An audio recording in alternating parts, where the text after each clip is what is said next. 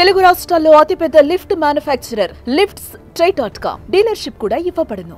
But చనిపోయినప్పుడు wife చనిపోయినప్పుడు మీతో పాటు యాక్ట్ చేసిన స్టార్ హీరోలు వచ్చి చిన్న మీకు మేమున్న ఇండస్ట్రీ ఉంది, మా ఫ్యామిలీ ఉంది అని మీ భుజం తట్టి మీకు ధైర్యం చెప్పిన వాళ్ళు ఎవరైనా ఉన్నారా? ఎందుకంటే ఎవరు రాలేదని ఒక వార్త బయట ఎక్కువ నడిచింది ఆ రోజు. రాలా, ఎవరు ఎక్కువ రాలా. నాకు పరిగెత్తుకొని వచ్చింది మాత్రం ఫస్ట్ ప్రకాష్ రాజ్. ఎందుకంటే ప్రకాష్ రాజు వాడు కూడా ఆమె నేరుగా ఇంటికి వచ్చేసి డైనింగ్ టేబుల్ మీద ఏముంది ఫుడ్ అని తినేంత చనువు. మీ ఇద్దరు అంత మంచి ఫ్రెండ్స్? నేను అతను యాక్టర్ కాకముందే నాకు ఫ్రెండ్. ఓకే. ఎందుకంటే వాళ్ళ వైఫ్ నాతో యాక్ట్ చేసింది,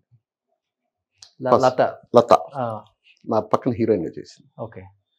అప్పుడు వాళ్ళు లవ్లో ఉండగా ఆ అమ్మాయిని కలవడానికి వచ్చేవాడు చెన్నై నుంచి. అప్పుడు అతను ఏదో ఒక సీరియల్ చేస్తున్నాడు. రిటర్న్ సెట్లో ఉండేవాడు, లేదంటే రిటర్న్ ఫ్లైట్లో ఇద్దరం కలిసి వెళ్ళేవాళ్ళం. అలా అప్పటికే పరిచయం. దాని తర్వాత మీ ఇద్దరం కలిసి చేసిన ఫస్ట్ సినిమా అంతఃపురం. అవును. అక్కడి నుంచి ఒరే ఒరే అనుకునే అంత చనువే ఉంది. ఫస్ట్ ఆయన వచ్చారు పాపం, ఎయిర్పోర్ట్ నుంచి డైరెక్ట్గా వచ్చాడు. డైరెక్ట్గా వచ్చాడు. ఏమైంది ఏంటని జయసుధ గారు అందరికంటే ముందు అటెండ్ అయింది. ఆవిడ ఉదయాన్నే వచ్చేసి కేఎస్ రామారావు గారు నాకు తెలిసి మ్యాక్సిమం ఆమె చేతి ఫుడ్ తిన్నా ఆయన, మ్యాక్సిమం. ఎందుకంటే రామారావు ఇంట్లో నాన్ వెజ్ చేయరు. చాలా స్వతంత్రంగా చిన్న మధ్యాహ్నం భోజనానికి వస్తున్నాను అని చెప్పి ఆయన కాకుండా ఇంకొక ఇద్దరిని తీసుకొస్తాడు. సార్ చెప్పకుండా వెళ్తున్నాము ఇద్దరండి, మీరు రెడ్ అయ్యా నేను చూపిస్తాను. ఈమె నలుగురికి చేసి పెట్టేది. ఆయన ముగ్గురిని తీసుకొస్తే వంట చాలా బాగా చేస్తారు. చాలా బాగా చేస్తారు. చాలా బాగా అంటే ఆ పెట్టే మనస్తత్వం ఉంటేనే అవి టేస్టీగా వస్తాయి డెఫినెట్గా. అవును అవును. కానీ చిన్న ఎప్పుడు 10 మంది ఉండాలి, 10 మందికి వంట చేసి పెట్టాలి, అలాంటి మనస్తత్వం, అలాంటి చేతులు మీవి. అలాంటిది ఈరోజు ఇంటికి వస్తే మిమ్మల్ని తిన్నారా లేదా అని అడిగేవాళ్ళు లేరు. ఒక్కళ్ళే సింగిల్గా సోలోగా ఉన్నప్పుడు మీలో మాట్లాడుకుంటారు, లేకపోతే ఆమెను చూస్తూ ఏడుస్తారు, లేకపోతే ఎవ్వరు నా అనుకునే వాళ్ళు ఒక్కళ్ళు కూడా ఎలా ఉన్నావు తిన్నావా టయానికి అనే వాళ్ళు ఇంట్లో లేనప్పుడు ఏమనిపిస్తుంది మీకు? ఇప్పుడు అంటే నా బిడ్డలను చూసుకుని బతికాను నేను. ఇప్పుడు వాళ్ళు ఒక ఇంటికి వెళ్ళిపోయారు, వెళ్ళారు. ఇక ఆడపిల్లలు కాబట్టి తప్పదు, పంపాలి.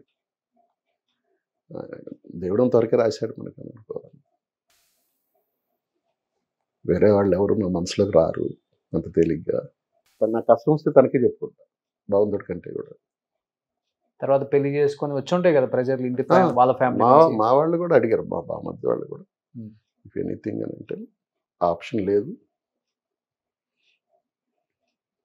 మా బావమరిది నాతో బాగా క్లోజ్గా ఉంటాడు. మేము ఇద్దరం కలిపి సరదాగా 6 monthsకో 3 monthsకో ఒకసారి అటు శ్రీలంక కానీ రాబావ వెళ్దాం అని అంటాడు. తనే అన్ని టికెట్స్ వేసి తీసుకెళ్ళి. కాకపోతే ఇప్పుడు ఏంటంటే నేను ఐఎమ్ బిజీ విత్ షూటింగ్స్లో బిజీగా ఉండడం వల్ల కొంత తెలియట్లేదు. కానీ ప్రతిరోజు బాధపడేది ఎప్పుడంటే 9 గంటల దాకా చేస్తాను షూటింగ్. 9 గంటలకు వచ్చేసి అప్పటిదాకా ఉదయం 8 వెళ్ళిపోతాను. అప్పటిదాకా అందరూ సరదాగా జోకులు గీకులు. మధ్యాహ్నం డెఫినెట్గా ఇప్పుడు కూడా మధ్యాహ్నం ఒక 5-6 మందికి ఫుడ్ చేయిస్తాను లొకేషన్లోనే. కుక్ ఉంటాడు, ఒక నాన్ వెజ్, ఒక రసం, పెరుగు, కంఫర్టబుల్ భోజనం. ఒక 5-6 మంది తింటారు. ప్రతిరోజు స్వీట్స్ తీసుకెళ్తారు అందరూ. నాకు చిన్న పెద్ద తారతమ్యం ఏమీ లేదు. డైరెక్టర్కి పెట్టాలి, లేదంటే ప్రొడ్యూసర్కి పెట్టాలి. ప్రొడక్షన్ బాయ్ అయినా కానీ తిన్నావా ఇదిగో ఇది వేసుకో. అలా ఉండే పర్సన్ సాయంత్రం ఒక్కళ్ళే వచ్చి ఇంటి తాళం అదే చెప్పబోయింది. ఇప్పుడు ఆ 9కి 9:30కి వచ్చి అప్పటిదాకా ఉంటుంది. బ్యాగులు తీసుకొని డోర్ తీసి చూసిన వెంటనే ఒక 2 minutes